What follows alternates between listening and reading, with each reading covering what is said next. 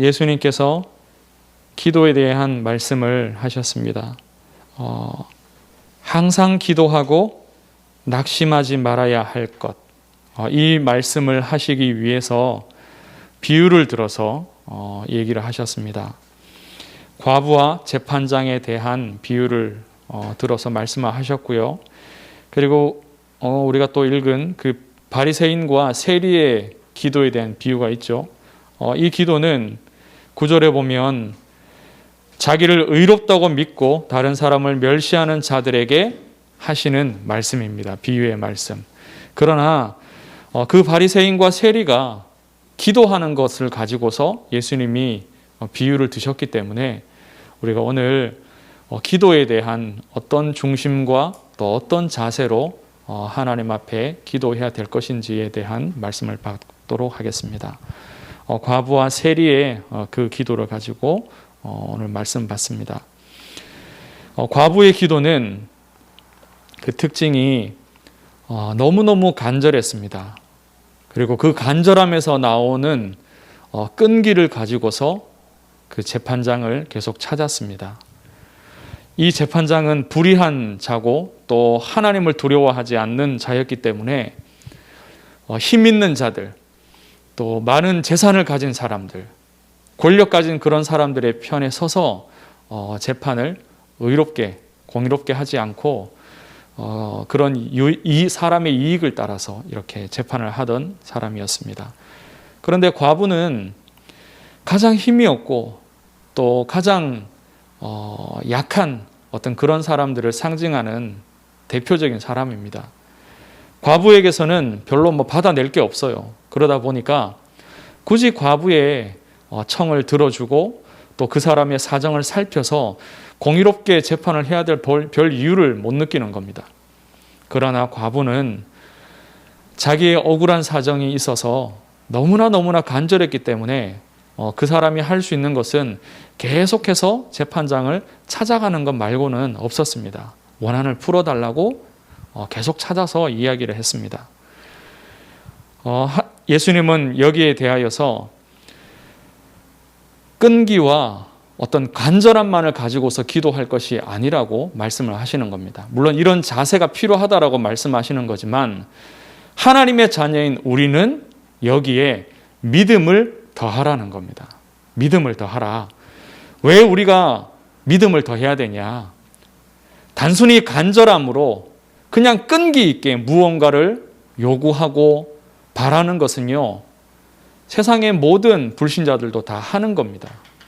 좀 더 의지력이 강하고 좀 더 급하고 다급하고 더 억울한 사정에 처한 사람들은 다 이런 간절함과 끈기가 있겠죠. 그러나 하나님의 자녀인 우리에게 예수님의 말씀은요, 믿음을 더하라는 겁니다. 왜 믿음을 더 가지고서 기도해야 되냐? 왜냐하면 우리 하나님은 불의한 재판관이 아닙니다. 우리 하나님은 의로우신 하나님이며 그분은 바로 우리의 아버지이시기 때문에. 그리고 우리 또한 그냥 힘이 없는 어떤 그냥 사람이 아니라 우리는 하나님이 택하신 백성입니다. 하나님이 택하여 자기의 자녀를 삼으신 이들이기 때문에 우리가 하는 기도는요, 그냥 간절함과 끈기를 갖고 하더라도 우리가 하는 기도는 다릅니다. 그 기도를 듣는 분이 다르시고 그 기도를 하는 우리의 신분이 다릅니다. 그래서 가장 중요한 것은요, 믿음입니다. 믿음을 가지고서 아버지께서 들으실 것이기에 우리의 신분이 보통 신분이 아니기 때문에 간절히 끈기 있게 실망하지 말고 낙심하지 말고 기도하라는 겁니다. 그래서 8절에 이렇게 더하여 말씀하신 거죠. 인자가 올 때에 세상에서 믿음을 보겠느냐. 내가 기도하는, 내가 간구하는 내 기도를 들으시는 그분이 내 아버지라는 사실을 정말로 믿고 또 내가 하나님의 택하신 자라는 사실을 믿고 간절함으로 끈기 있게 기도하면 반드시 아버지께서 들어주신다. 이 사실을 믿고 기도하라는 겁니다. 그러나 인자가 올 때에, 말세 세대에 이 믿음 가진 자조차도 정말로 보기가 어렵다라는 겁니다. 그리고 과부의 기도를 세리의 기도를 통해서 우리가 볼 것은요, 거기 바리새인과 세리가 나오지 않습니까? 바리새인은 서서 또 따로 기도했습니다. 많은 사람들이 자신을 볼 수 있게끔 서서 기도하고, 또 자기가 돋보이게끔 따로 혼자서 홀로 자기를 드러내는 겁니다. 사람들에게. 어디 숨어서 기도한다는, 그런 따로 기도한다는 의미가 아니라요, 사람들이 다 자기를 볼 수 있게끔 그렇게 한다는 겁니다. 그러면서 자기는 다른 사람들, 범죄하는 악한 다른 사람들과 같지 않다라고 말합니다. 자기는 의인이라는 거죠. 그리고 자기가 얼마나 하나님 앞에 헌신하는지, 의롭게 행하는지를 말합니다. 그런데 세리는 멀리 서서 사람들이 보지 않는 곳에 가 있다라는 거예요. 사람들이 자기를 주목하지 않는 곳에 가서 하늘을 향하여서 눈을 들어 보지도 못합니다. 너무나 자기가 죄인이기 때문에 하나님 앞에서 자기의 삶을 돌아볼 때 참으로 떳떳하지 못하고 참으로 죄인이고 죄송스럽고 그러한 심정으로 하나님 앞에 고백합니다. 가슴을 치면서 하나님이여 불쌍히 여기소서 나는 죄인으로소이다. 이것이 세리의 기도의 내용이며 또 세리의 중심입니다. 자신을 낮춥니다. 왜냐하면 자기가 죄인이기 때문에. 그리고 하나님을 의지합니다. 나를 불쌍히 여기옵소서. 남보다 자신을 높이거나 남을 비판하는 어떤 그러한 마음으로 하나님께 나오지 않은 것입니다. 과부의 기도와 또 세리의 기도에서 우리가 배워야 될, 우리가 내 것으로 응답받아야 될 그 기도의 중심, 또 그 기도의 내용이 바로 이러합니다. 기도는 영적인 과학입니다. 과학은 정확하죠. 원인이 있으면 어떤 과정이 있고요, 그에 따른 정확한 결과가 드러나게 되어 있습니다. 과부와 바리새인과 세리, 그들의 기도에 따라서 정확하게 과학적으로 하나님이 응답을 주셨습니다. 무엇을 구하느냐, 이것보다 그 중심에 어떤 동기를 가졌느냐가 더 중요합니다. 기도의 제목이나 또 그 기도의 내용을 들어보면 우리가 알 것 같습니다. 이분은 이런 중심의 사람이구나. 이분은 이렇게 하나님을 사랑하고 복음을 사랑하고 또 전도하기를 원하는 이런 사람이구나. 알 수 있을 것 같지만요, 또 사실은 그렇지 않습니다. 혼자 기도할 때의 제목이 무엇이냐? 자신만이 알고 있는 자신의 그 중심이 어떠하냐? 자신만이 알고 있는 자기 기도의 동기가 어떠하냐? 이것이 남들이 알 수 없는 이 깊은 그 내용의 그것이 바로 진짜 기도입니다. 어떤 사람이 하는 그 기도가 공적인 자리에서 하는 기도나 또 남들이 볼 수 있는 어떤 기도의 제목으로 이렇게 드러나는 것보다요, 그 사람만이 알 수 있는 감추어져 있는 기도하는 그 동기와 또 자기의 어떤 중심, 하나님을 대하는, 복음을 대하는 그 중심이 진짜인 겁니다. 제 주변에 목사님들이 많죠. 성도님들 또 중직자분들, 어린 이 후대들 많습니다. 그러나 제 주변에 있는 그런 목사님들의 깊은 부분들을 제가 더 잘 알 수 있습니다. 한창 목회하시는 그런 선배 목사님들도 많고 또 이미 은퇴하신 목사님들도 여럿 계십니다.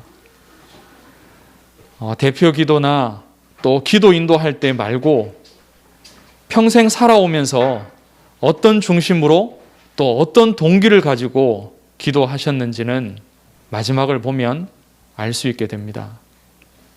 목회의 마지막, 그리고 마지막에 남겨지는 후대들을 보면 또한 알 수 있습니다. 성도들이 영적으로 병들고 또 육신적인 그 삶이 피폐해지거나 교회가 싸움으로, 시기로, 질투로 가득해지고 서로 편을 가르고 또 교회에 후대들이 사라지는 그런 경우들도 많이 보았습니다. 제가 그런 분들을 비판적인 시각으로 이렇게 보면서 하나님께 화를 내고 또 속상해서 하나님께 부르짖고 그런 때들도 있었습니다. 그런데 하나님이 기도하는 중에 제게 주시는 말씀이 또 강단의 메시지를 통해서 제게 주시는 답이 뭐냐 하면은 10년 뒤에 20년 뒤에 네가 목회에서 은퇴할 때쯤에 네가 그렇게 된다. 또 네가 목회한 교회가 그와 같이 될 것이다. 그렇게 제게 말씀을 주셨습니다. 제가 비판적으로 보았던 그런 목사님들이 제 미래의 모습이 될 수 있는 거죠. 그런 말씀을, 그 하나님의 말씀을 받고 나니까 이제 저는 저를 돌아보게 됐습니다.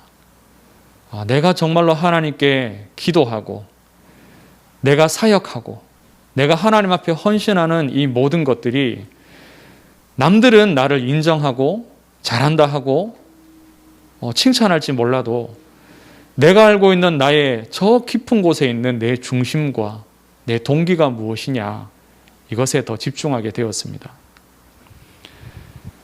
기도의 내용이 복음적이고 그 사역하는 중에 아무리 복음만을 이야기를 하여도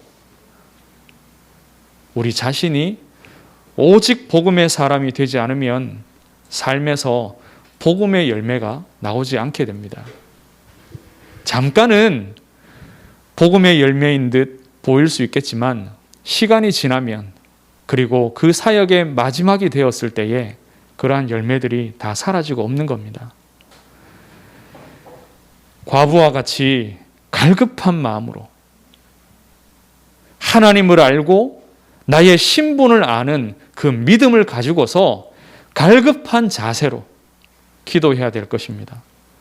또 세리와 같이 하나님 앞에서 내가 죄인임을 고백하고 자신의 영적인 상태와 자신의 삶의 비참한 모습을 분명히 보면서 하나님 앞에 자기를 불쌍히 여기시기를 우리가 그런 자세로 구해야 될 것입니다.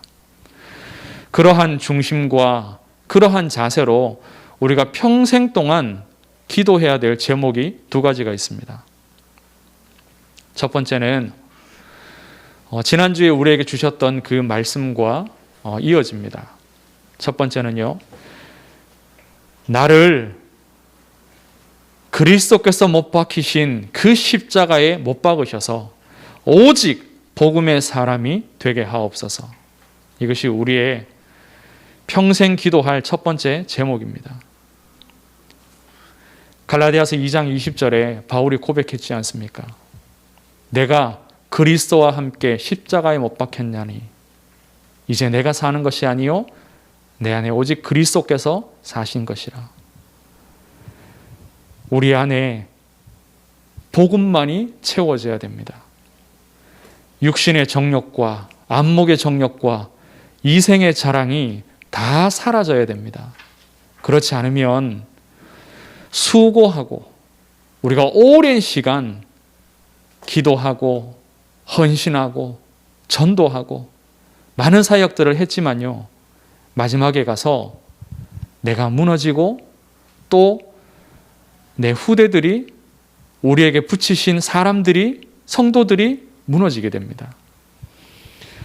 이삭은 어릴 때부터 언약을 깨달은 사람입니다. 너무너무 깊이 그 언약이, 복음이 각인되었습니다. 아버지가 자기를 죽이려 하는 그 순간 하나님이 막으시고 준비하신 순양으로 제사를 드림으로 자신이 살아났습니다. 자기가 죽어야 되지만 그리스도께서, 하나님의 아들이신 그리스도 메시아가 자신을 대신해서 죽으시고 자기를 살리실 것이라는 그 언약을 어릴 때부터 이삭은 알았습니다. 이것이 이삭에게 있어서 평생의 복이 되었습니다. 언약을 아는 이삭은 가는 곳마다 하나님이 함께 하시고 또 영적인 역사가 일어나며 육신의 복을 받고 누렸습니다. 그랬던 이삭이 두 자녀를 낳고 이제 나이가 들었습니다. 그 눈이 점점 멀어져 가고, 그런 이삭이 이제 맛있는 음식으로 위안을 삼고 또 두 자녀 중에서 큰아들 에서를 편애합니다. 더 좋아합니다. 심지어는 하나님께서 그 둘째를 통하여서 하나님의 민족을 세우시리라고 약속을 하셨는데, 큰 자가 되리라고 약속을 하셨는데도 이 이삭은 에서를 축복하기를 원하였습니다. 평생 복음의 사람인 줄 알았는데 결국 자기 안에 있던 깊은 곳에 숨어있던 하나님 앞에서의 그 중심과 또 어떤 그런 동기들, 육신적인 그런 중심과 동기가 마지막에 가니까요, 또 드러나는 겁니다. 이렇게. 그래서 우리는 십자가에 우리의 육신의 모든 것들이 못 박혀서 완전히 복음의 사람, 그리스도로 충만한 사람이 되지 않으면 안 되는 것입니다. 어릴 때 또 젊을 때 복음을 받았다면 평생토록 그 응답을 받아야 되고요. 나이 들어서 복음을 받았다면 또 하나님 나라 가는 그때까지 계속해서 복음 앞에 나를 세워야 됩니다. 두 번째로 우리의 자녀와 또 우리 교회의 후대들이 또한 완전 복음의 사람이 되게 하옵소서. 우리가 이렇게 기도해야 됩니다. 창세기에 나오는 4대 족장들, 특히 요셉 이후를 보면 그 자녀들과 또 그 온 이스라엘 백성들의 후대들이 점차 언약에서 멀어져 가는 것을 우리가 볼 수 있습니다. 하나님이 모세를 세우시는 그때에는 이제 이스라엘의 많은 수가 이 언약을 희미하게 알고 있었습니다. 하나님이 모세를 통하여서 복음의 제사, 양을 드리는 그 피의 제사를 회복하시려고 하나님이 하신 겁니다.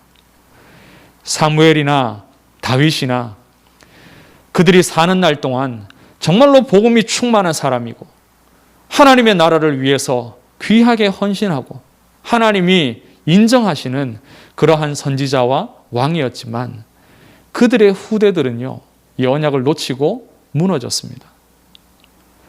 복음을 놓친 많은 자녀들이 바로 이 복음의 사람이라고 하는 사무엘과 다윗에게서 나온 겁니다. 우리는 우리 자녀들을 놓고서 앞으로 교회에 하나님이 보내실 많은 후대들을 놓고서 우리가 기도해야 됩니다. 우리가 정말로 복음의 사람이 되지 않으면 우리의 후대들은요, 무너지게 되어 있습니다. 우리가 수고하였는데 마지막에 가서 우리 후대들이 무너져 있게 됩니다. 하나님 앞에서 믿음 가지고 간절한 마음으로 먼저 나를 하나님께 드려야 됩니다. 그것이 하나님이 기뻐하시는 첫 번째 열매요. 또 우리의 자녀와 후대 또한 복음의 사람으로, 하나님이 원하시는 복음의 사람으로, 전도자로, 렘넌트로 서는 것이 바로 우리가 평생토록 하나님께 드릴 두 번째 열매입니다. 우리 인생에 있어서 가장 중요한 두 가지 열매죠. 우리가 물질로 하나님을 기쁘시게 할 것도 아니고 또 큰 건물을 세워 하나님의 전으로 드리는 그것으로 우리가 하나님을 기쁘시게 할 것도 아닙니다. 부흥하고 이름을 널리 알리고 그것으로 할 것도 아닙니다. 하나님이 정말로 원하시는 것은 내가 복음의 사람으로 오직 그리스도만 붙잡고 내 평생을 하나님께 드리는 것. 그리고 주님 오시는 날까지 우리의 자녀와 우리의 후대들도 복음의 사람으로 하나님 앞에 서서 세계복음화의 귀한 사명을 감당할 수 있도록 하는 것. 그런데 이것을 우리가 할 수 없잖아요. 우리의 능력으로 되어지지 않습니다. 그래서 두 가지 기도의 제목을 말씀드렸습니다. 하나님, 역사하여 주옵소서. 그리스도께서 못 박히신 그 십자가에 나를 못 박으셔서 완전 복음의 사람 되게 하시고 우리의 자녀와 후대들을 또한 그 십자가에 못 박으셔서 완전 복음의 사람 되게 하옵소서. 언제까지 기도하느냐? 의로우신 우리 아버지 하나님께서 응답하실 때까지 믿음을 가지고 우리의 신분을 붙잡고 간절히 계속해서 기도하면 됩니다. 이 응답을 받고 누리시기를 주의 이름으로 축복합니다. 아멘. 하나님 은혜를 감사합니다. 우리의 아버지가 되어주시고 우리를 불쌍히 여기시며 우리를 의롭게 하시고 우리의 기도에 응답하심을 감사합니다. 우리의 가장 큰 소원이 우리 자신이 복음의 사람이 되며 우리의 자녀와 후대가 또한 복음의 사람이 되는 것이 되게 하여 주옵소서. 오직 성령으로 충만케 하시고 우리의 복음 아닌 모든 부분들 치유하여 주옵소서. 하나님 영광 받아 주옵소서. 살아계신 주 예수 그리스도의 이름으로 기도드리옵나이다. 아멘.